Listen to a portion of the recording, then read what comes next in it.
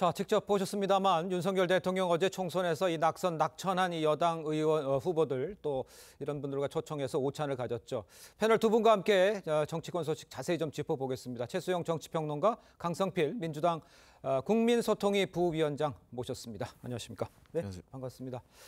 자, 먼저 윤 대통령 당선자보다는 낙선자를 먼저 만나서 쓴소리 들은 거, 이게 좀 핵심이겠죠. 저 의미를 어떻게 해석을 할 수가 있을까요? 사실 저 당선자, 낙천자 만난 것에 앞서서 이미 대통령 비서실장도 낙선자를 영입하지 않았습니까? 네. 정진석 지금 신임 비서실장도 사실 이번에 낙선하신 분이죠. 그렇다 보니까 그렇죠. 아무래도 이제 대통령이 이제 뭐 국정기조 변화에 대한 그런 방식을 여러 가지로 좀 시사하고 있고, 이번에 뭐 기자실을 2번 찾아가지고 직접 이제 발표하는 것도 있었지만 실제로 사실 지금 정치권 22대 국회가 개원하기 전에 바로 총선 후의 첫 행사를 이제 국민의힘의 낙선자를 불렀다는 것은 상당히 의미가 있다는 거죠. 그러니까 앞으로 내가 이 쓴소리와 고언을 듣고 내가 뭔가 국정 운영 방식에 참고 반영하겠고, 그리고 승자보다도 패자를 먼저 위로함으로써 어떤 내 이제 말하자면 스타일에 대한 변화도 좀 예고한 것이다. 저는 이렇게 보는데 어찌됐건 이렇게 지금 쓴소리가 나왔는데 문제는 이 쓴소리를 대통령께서 얼마큼 받아들이고 이것을 이제 반영하느냐, 이게 문제겠죠. 그러니까 들었다고 변하는 건 아니고 들은 것을 비로소 시행할 때 우리가 변했다고 하는 거기 때문에 그런 점을 저는 주목해야 된다고 생각합니다. 그러니까 지금도 말씀해 주셨습니다만 이제 들은 걸 어떻게 행동으로 옮기냐, 이게 이제 관건이다, 이런 얘기를 해주신 것 같아요. 우리 강 부위원장께서 보시기에 아까 이야기 나온 것들 보니까 뭐 친윤 지도부는 안 된다, 그다음에 수직적 당적 관계 바꿔야 된다, 이런 것들 실제적으로 밖에서 봤을 때 이루어질 거라고 보십니까? 어떻게 이루어져야 된다고 보십니까? 네, 한편으로는 대통령께서 변화가 시작되셨구나라는 시그널도 분명히 저는 있다고 보고요. 하지만 또 당내 사정을 한번 보면 이게 과연 이루어질 수가 하는 우려도 있는 것이 공존하는 것은 사실입니다. 네, 대통령께서 최근에 이제 비서실장과 정무수석을 임명하는 과정에서 미니 기자회견이라고 할 정도로 한 2개 정도의 질문을 받으셨잖아요. 이게 전 변화의 시작이라고 보고 큰 발걸음을 뗐다고 평가하고 싶습니다. 또 최근에 그 홍철호 정무수석과 관련해 가지고도 나경원 당선인이 추천을 했다는 언론 보도가 있더라고요. 그러니까 본인과 조금 거리가 있는 분들과 다시 관계를 개선하고 그분의 의견을 수렴하는 과정이 대통령으로서는 변화의 시작이라고 저는 평가를 하고 있습니다. 하지만 이 낙선자들의 쓴소리까지 정말 귀 기울여서 들으실지, 하지만 개인적으로는 이 낙선자들 중에서 능력이 있는 분들은 정부에 적극적으로 이렇게 입각을 시켜가지고 그들의 어떤 능력을 최대한 활용하고, 또 수도권 낙선자 같은 경우도 그들의 어떤 수도권에 대한 예민한 민심을 경청하는 것을 국정 운영에 꼭 반영하는 것이 대통령의 앞으로 국정 운영을 하는데 큰 도움이 될 것이다, 그렇게 평가하고 있습니다. 알겠습니다. 자, 그런데 이제 또 다른 변화의 포인트, 여기 하나 또 있습니다. 윤석열 대통령과 이재명 대표의 영수회담, 이 문제인데 의제를 놓고 지금 양측 간의 신경전이 계속이 되고 있습니다. 민주당에서 나온 이야기를 먼저 듣고 이야기를 좀 나눠보도록 하겠습니다. 이재명 특검은 반드시 하라, 이게 국민의 뜻입니다. 21대 국회가 끝나기 전에 특검법 통과를 해서 반드시 진상규명을 시작해야 됩니다. 대통령실과 여당은 특검법을 수용해서 국민의 명령을 따르기 바랍니다. 이재명 대표가 무엇이 아쉬워서 영수회담을 요구한 게 아닙니다. 그런데 지금까지 대통령이나 대통령실이 보였던 입장을 보면 마치도 야당의 대표를 한번 만나주는 것이 큰 무슨 변화인 것처럼 또 큰 무슨 은전이나 시혜를 베푸는 것처럼 생각하고 있어요. 만나주는 게 문 베푸는 것 같다, 이런 표현까지 좀 나왔어요.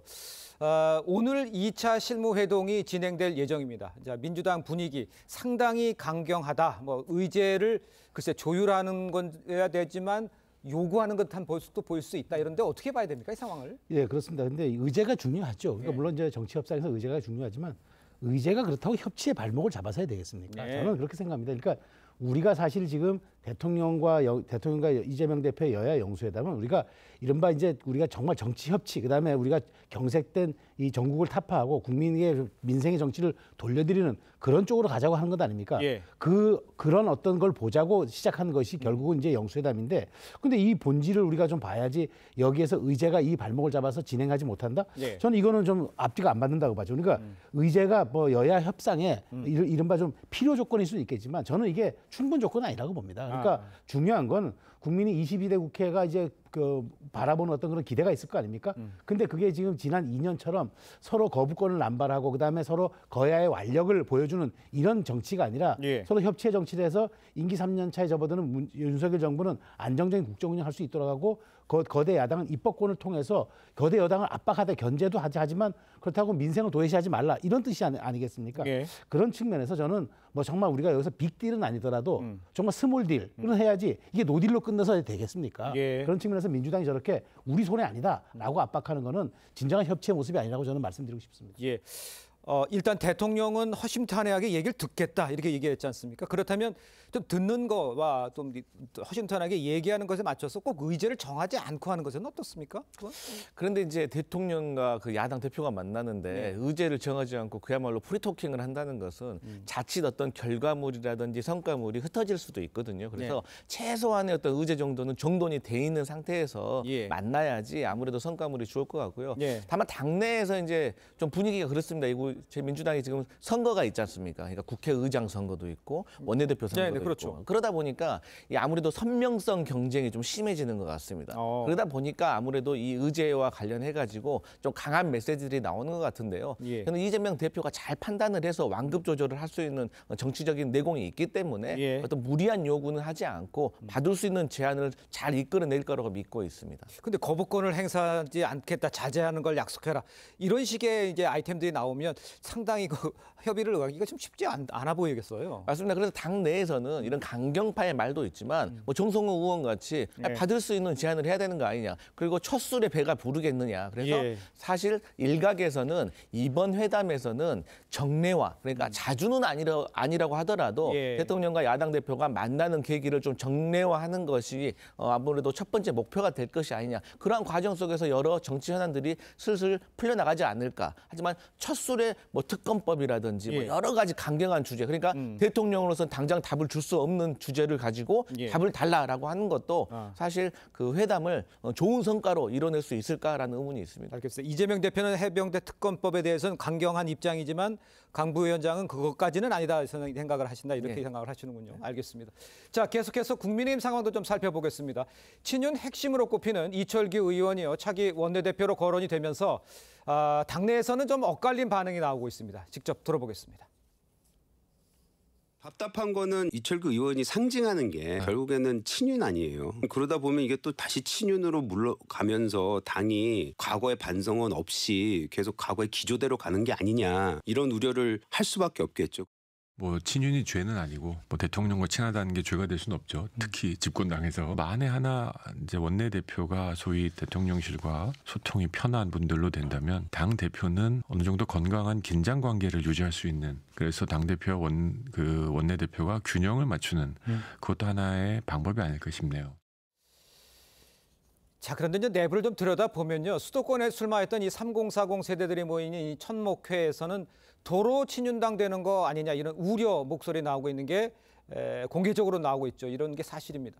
이철규 의원 원내대표 도전하는데 이게 어느 정도 이 가능성이 있는 얘기인지 이건 좀 설명해 주세요. 저는 뭐 현실적으로 보면 이철규 의원이 될 가능성이 높다고 봅니다. 그렇습니다. 왜냐하면 이철규 어쨌든 지금 이 원내대표라는 거는 그 원내 진출한 의원들 108명이 뽑는 건 아니겠습니까? 그렇습니다. 현실적으로 보면 영남이 가장 많고 그다음에 그 이번에 사실 수도권과 충청이 거의 없기 때문에 그러면 강원권 의원과 그다음에 이철규 의원이 강원도 출신이거든요. 그다음에 거기다가 지금 이철규 의원이 인재영입위원장으로 영입한 지금 이제 여러분들이 아마 10명 이상이 이번에 의원 원내에 진입을 했습니다. 이 숫자를 합하면 사실은 벌써 과반이 넘기 때문에 숫자적으로도 유력하지만 저는 좀 내부를 들여다보고 싶은 건 이겁니다.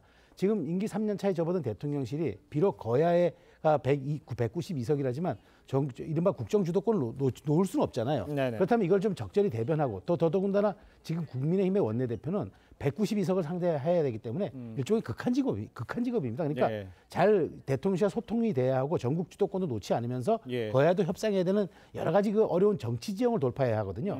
그런 측면에서 적절히 소통도 되고 당의 장악력도 있고 그다음에 협상력도 있는 그런 분이 결국 나서야 되기 때문에 그런 여러 가지 현실적인 걸 감안하면 당의 쇄신 요구도 있긴 하지만 그것은 당대표가 조금 보완할 문제고 원내대표는 원내대표대로의 특성 때문에 저는 이철규 의원이 그래서 자꾸 얘기가 나오고 다른 분들보다는 유력하게 거론되고 있는 이유가 아닌가 그렇게 저는 전망합니다. 알겠습니다. 친윤의 이철규 의원이 유력하다는 얘기가 나오고 있습니다. 그러니까 이제 뭐 나경원 당대표, 이철규 원내대표 이런 얘기 나오고 있어요. 거기에 대해서는 가능성 같은 건 어떻게 보세요? 지금 현재 돌아가는 상황으로 봤을 때 가능성 상당히 높아 보입니다. 그렇습니다. 그래서 민주당이 봤을 때 제3자가 봤을 때는 매우 우려스러운 상황입니다. 네. 이유는 뭐냐면 최근에 비서실장의 정진석 전 의원이 됐죠. 네. 근데 이분이 되게 강성입니다, 사실. 그리고 최근에 지금 국민의힘에서 당대표와 관련된 어떤 룰을 두고 예. 당원 100%냐 뭐 50대 50으로 섞느냐라는 어떤 논쟁이 있잖아요. 예. 사실 당심이 민심이고 민심이 윤심이다라고 하면서 당원 100%를 관철하시는 분이 정진석 비서실장 아니겠습니까? 근데 이런 분이 비서실장인 상황에서 대통령의 측근으로 불리는 이철규 의원까지 원내대표가 된다. 그러면 혹여 나중에 나경원 당선인이 당대표가 된다고 하더라도 이 두 분을 막아낼 수 있는 여력이 있을까라는 의문이 들고요. 예. 그렇게 되면 총선의 민심, 즉 수도권의 민심에 예민하게 반응을 해야 되고 또 대통령과 약간 거리가 있는 분이 수평적인 당정관계를 이루어야 된다는 이런 총선 민심을 과연 잘 받아서 이뤄낼 수 있을까 하는 우려가 있습니다. 알겠습니다. 자, 다음 소식도 짚어보겠습니다. 이화영 전 부지사의 이 술판 회유 주장 관련해서 진실 공방 계속 이어지고 있는 상황입니다. 여당에서요, 이 전 부지사와 민주당을 향한 이 강한 비판의 목소리가 나왔습니다. 한번 들어보겠습니다. 거짓말로 재판을 방해하는 범죄 피고인, 그 피고인을 위해 허위 사실을 거침없이 밝히는 변호인, 그리고 그 사법방해로 가장 이득을 보는 뒷배의 삼각편대가 일사불란하게 이재명 대표 방탄을 위해 움직이고 있는 것입니다. 자, 일단 여당은요, 이 전 부지사의 허위 주장을 이재명 대표가 옹호하고 있다. 악질적 사법 방해다. 이렇게 목소리를 높이고 있는 상황입니다. 그제 이원석 검찰총장이 작심 발언 이후에 여당도 이제 비판에 나섰잖아요. 지금 전체적인 정치권에서 보는 이 사안에 대해서는 어떻게 생각하십니까? 그러니까 이 사안은 자체가 이재명 대표의 지금 그러니까 이화영 전 부지사 6월에 이제 판결이 나오니까 그렇습니다. 그 판결에 유죄가 나오면 이게 이재명 대표와 바로 연관이 될 수 있기 때문에 이걸 차단하려는 민주당의 사법방해 의도가 있고 이것은 법치주의 훼손이라는 아주 명쾌한 지금 결론에 도달한 거죠. 예. 즉 다시 말해서 그러니까 술판 주장에서 그다음에 전관예우 주장에서 다시 한번 CCTV 주장까지 예. 이른바 의혹이라면 의혹은 다 쏟아내는데 이게 임대원 기우제 아닙니까? 네네. 무엇인가 검찰에서 요만한 흠이라도 나올 때까지 무조건 그 터무니없는 주장이라도 해보겠다는 게 민주당의 의도라는 걸 알기 때문에 여기에 대해서 정말 선을 긋지 않으면은 이 논란은 끝까지 갈 수가 있겠다. 그래서 지금 예. 이원석 검찰총장이 정면으로 반박했기 때문에 이 부분에 대해서는 정치권도 더 이상 확산을 막아야겠다는 생각으로 이제 국민의힘도 정확하게 지금 여기에 반박에 나서고 있는 건데 예. 저는 이재명 대표 민주당의 논리적 근거가 너무 빈약하고 이화영 전 부지사의 진술이 너무 자주 바뀌어서 이 부분은 국민적 설득력이 좀 없을 것으로 봅니다. 알겠습니다. 지금 시청자 여러분께서도 뭐 쭉 상황을 좀 지켜보시면요. 술을 먹었다, 안 먹었다, 장소가 어디다 바뀌었다, 안 바뀌었다, 뭐 이런 얘기가 계속 주장하고 반박하고 이런 일이 계속 이어져 오고 있습니다. 이런 가운데 이 총장의 정면 반박에 이제 공식 반응은 아직 없습니다. 그러니까 문제가 뭐냐면 계속 싸움이 벌어지니까 검찰총장이 나와서 공개적으로 비판을 했잖아요. 그런데 아직 민주당이 이 부분에 대해서는 반응이 없어요. 이건 왜 그런 겁니까? 제가 개인적으로 생각했을 때는요. 예. 이원석 총장께서 말씀하셨던 내용이 사실 새로운 건 없다고 생각합니다. 그러니까 저희가 느끼기에는 공당이 끌려다녀서는 안 된다라는 것이 저는 느낌 그 줄 한 줄이 들리더라고요. 예. 그래서 민주당에서 앞으로 향후 어떤 대응해야 될 것에 있어서는 조목조목 반박을 하고 지금까지 그래 왔다는 점. 예. 하지만 큰 틀에서 저는 이런 말씀을 드리고 싶어요. 이 사건의 본질이라는 게 지금 김성태 쌍방울 회장이 그 이화영 부지사를 통해서 네. 이재명 대표의 방북 비용을 대납을 했다는 거 아니겠습니까? 예. 800만 불. 하나로 따지면 이게 109억입니다. 이 큰 돈을 어떻게 얼굴 한 번 안 본 사람한테 대납을 할 수가 있겠습니까? 네. 그리고 지금 이 술판 의혹이 만약에 거짓이잖아요. 가장 타격을 받는 사람은 이재명 대표입니다. 그렇기 때문에 민주당은 허황된 어떤 정치적인 공세가 아니라 정말로 이게 신빙성이 있다고 생각을 하고 있기 때문에 여기에 대해서 의혹을 제기하는 것이고 저는 이원석 총장도요. 입장을 밝히긴 했지만 저는 대검에다가 빨리 감찰을 지시해가지고 강제 예. 수사권을 발동을 해서 예. 어떤 쌍방울 직원들이라든지 여러 가지 휴대폰 포렌식 압수를 통해서 좀 빠른 수사를 하면은 이게 금방 드러날 수 있는 일이라고 생각을 해서 예. 좀 빨리 마무리를 했으면 좋겠다 이렇게 아니, 말씀드립니다. 그러니까 그렇게 말씀을 할 수 있는데 네. 이제 이재명 대표 얘기한 게 100% 사실로 보인다라고 얘기를 했지 않습니까? 네. 그러니까 아니라고 하고 이화영 지사가 말하고 주장한 것이 계속 바뀌고 있는데 이걸 100% 사실로 믿고 이제 검찰이 증명해내라? 이건 좀 먼저 물증을 제시하고 해야 되는 거 아니에요? 근데 이제 이화영 부지사의 그 변호인은요, 예. 검찰의 반박에 대해서 조목조목 다 지금 얘기를 하고 있습니다. 예. 사실 그 사건, 뭐 조목조목 그 내용에 대해서 지금 여기서 일일이 다 말씀드리지는 못하지만, 그러니까 술자리가 뭐 장소가 바뀐 이유, 그리고 술을 마셨다 안 마셨다에 대해서 지금 설명을 다 하고 있거든요. 그래서 이것은 결국에는 서로 간에 공방밖에 될 수가 없다. 그래서 이것을 객관적으로 증명을 하려면 어떤 강제적인 수사권이 필요하다. 그런 입장입니다. 알겠습니다. 자, 이런 가운데 이화영 전 부지사 측이요, 이번에는 검찰청사 진술 녹화실 건물 거울 뒷면에 있는 CCTV 이게 몰래 카메라다 이렇게 주장을 했습니다. 이건 다 공개된 겁니다. 검찰 어디에나 다 있습니다. 근데 이걸 왜 또 이렇게 얘기가 된 거예요? 그러니까 방송국 촬영 카메라 보고 몰래 카메라라고 우기는 격이죠. 그리고 네. 지금 민주당에서 자꾸 그러잖아요. 이전 부지사의 진술이 아니라고 생각한다면 물증을 내놓으라 그러는데 이거는 예. 폭행 피의자한테 맞은 것을 입증하라고 요구하는 꼴 아닙니까?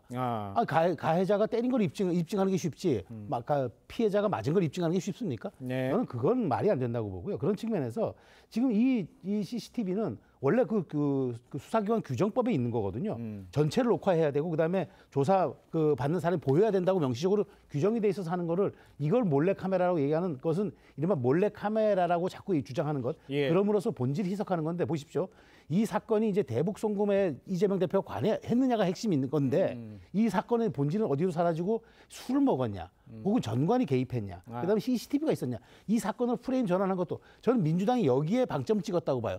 이렇게 공세를 프레임만 전환한 것도 저는 상당 소득이라고 생각하고 국민들이 이렇게 되다 보니까 6월 달에 어떤 판결이 나오더라도 맞아 술판이 있었고 뭐가 있었지 이런 식으로 오염된 진술을 마치 상상하게끔 하는 그 전략으로 보기 때문에 예. 이건 사실관계가 관계없이 민주당이 저는 6월까지 주장할 걸로 봐요. 그리고 주장할 걸로 그래서 제가 인디언 기우제라고 표현한 게 바로 거기에 이유가 있습니다. 지금 뭐 언급을 해줬습니다. 이렇듯 이제 이전 부지사 측은 의혹을 제기하고 검찰이 반박하면서 다른 의혹을 또 제기하는 이런 모습 계속 보이고 있는 양상이죠.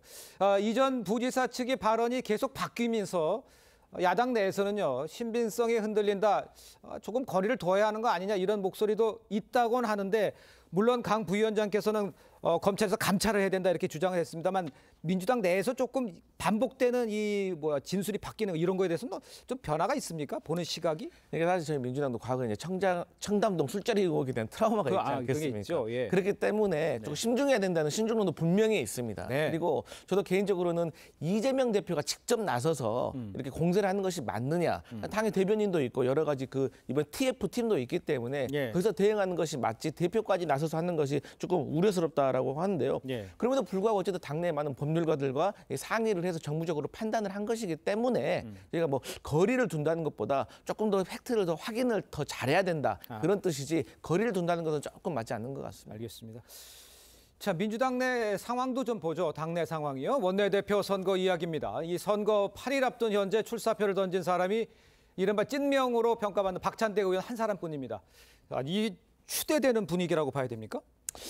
지금 현재 출마를 하실 것 같았던 분들이 불출마를 하시는 분들도 있는데요. 예. 사실 저는 과대한 경쟁이 되는 것보다 한 2분 내지 뭐 많아야 3분 정도가 경쟁을 하는 게 좋다고 봐요. 네. 뭐 서영교, 김민석, 뭐 김성환 여러분들이 만약에 불출마를 정말로 가시화한다. 그러면 저는 다른 후보가 나설 거라고 생각을 하고요. 예. 어쨌든 지금 현재는 어떤 박찬대 의원이 사실 우위에 있는 것은 맞는 것 같습니다. 하지만 예. 과연 이게 추대로 이루어질까? 왜냐하면 예. 우리가 국회의장 선거만 하더라도요.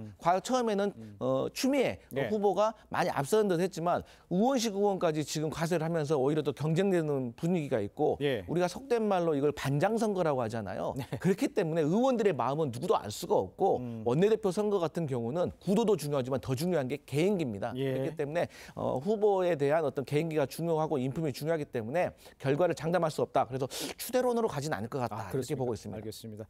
또 몇 번 아니라요. 또 국회의와 의장직을 놓고도 후보들 간 선명 경쟁 아주 치열해지고 있습니다.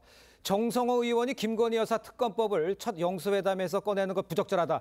이렇게 언급을 하자요. 추미애 전 장관이 엉뚱한 말을 한다. 이렇게 겨냥을 했습니다. 물론 바라보는 거는 그 당내의 강성 지지층일 것 같은데 네. 이 상황은 어떻게 봐야 됩니까? 그러니까 뭐 원내대표 저 선거에서는 뭐 이른바 뭐 이재명 대표 당내 이재명이 민주당이 완성됐기 때문에 순혈주의 얘기하는 건 되지만 네네. 국회의장 후보로 거론되는 분들이 김여사 특검법까지 의제에 올려야 된다고 얘기하는 거는 이제 이른바 이재명의 마음, 그 즉 명심을 자꾸 강조하는 건데 예. 국회의장 하겠다는 분이 명심보다는 중심을 잡아야죠. 국민의 중심을 잡는 게 국회의장이지.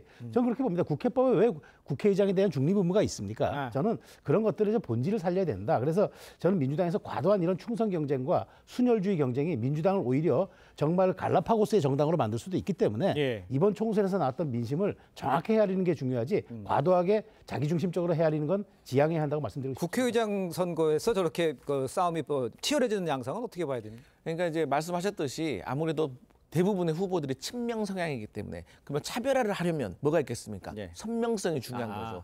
근데 지금 말씀하신 것처럼 김건희 특별법과 관련해 가지고는요. 사실 정성호 의원의 말은 이거죠. 아니 받을 수 있는 제안을 해야 되는 거 아니냐. 그런 의지죠. 차원인 거고 예, 예. 제가 아까 앞서도 말씀드렸지만 그 최혜병 그 특검법 같은 경우도 거론을 아예 해서는 안 된다는 게 아니라 말만 하되 거기서 답을 얻으려고 하는 것은 무리하다는 거죠, 현실적으로. 어떻게 대통령이 그 자리에서 바로 답을 주겠습니까? 예. 그리고 어떤 특검법과 관련해서는 민주당만의 문제가 아니라 야육당의 문제이기 때문에 흘러가는 대안이다. 예. 그래서 넌지시 이렇게 얘기는 할 수 있겠지만 답을 결정을 마무리를 하려고 하는 것은 조금 아닌 것 같다. 그 말씀입니다. 알겠습니다.